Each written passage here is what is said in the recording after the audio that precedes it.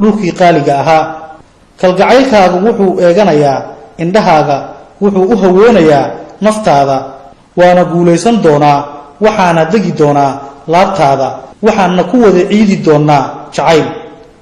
maanta waan ku jeclahay berri waan ku sii jeclaan doonaa berri dambana isbitaal ayaan u geli doonaa jacaylkaaga sababtuna adiga ayaan kuu dhimanayaa jacaylku miyuu dhintaa jacaylkaaga ayaa inooleeyay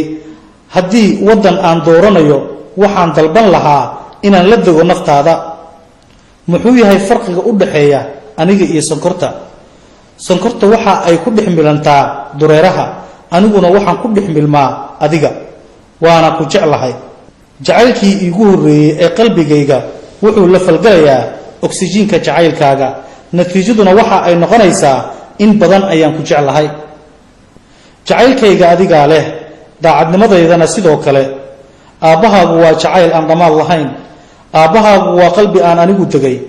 bini aadamku shay uu soo iibiyo wuu iska sii iibiyaa ha yeeshee qalbi jacayl galay ma iibsamo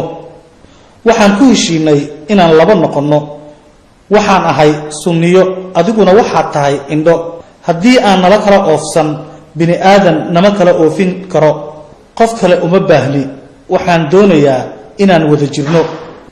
ma doonayo qof kale indhahaaga ayaa ii iftiin ah waxaan kuu hadiyeeyey qalbigayga si aad u milkisid jacaylkayga soo kuma deeqin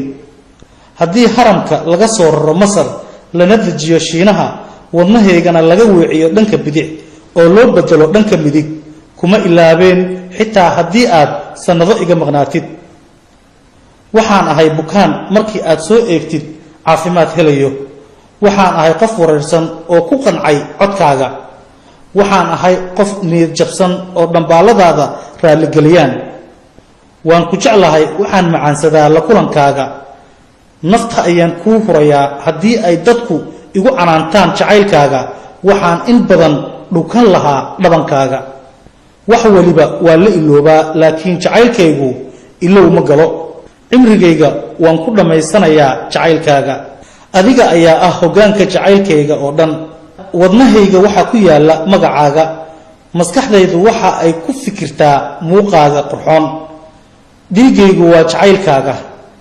aniga wallaahi waan ku jeclahay waxaan ku noolaanayaa jacayl waxaana harsan doonaa ubaxa jacaylka sanad kasta adigaa bilow iyo dhammaad u ah jacaylkayga sanad waliba adigaa hawo iyo jacayl ii ah sanad waliba adigaa macaantadaydii ah waan ku jeclahay haddii ay xitaa iska kay hor istaagaan wakhtiga geerida iyo dadka haddii uu jacaylku qaldan yahay aniga waxaan raalli ku noqon lahaa gardarrada jacaylka xabiibti waxaad ii noqonaysaa halkudhiggii naxariista indhahaaguna waxa ay noqonayaan kuwo doogsan